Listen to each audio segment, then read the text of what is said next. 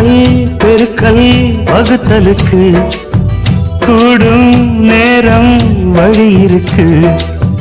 இருக்கிற நாள இருவரும் சேர்ந்து இணை பிரியாம கழிச்சிட வேணும்.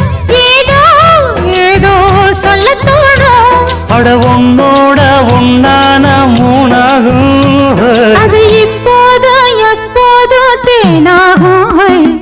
பள்ளிக்கூடம் போகலாமா, அதுக்கு புத்தகத்தை வாங்கலாமா?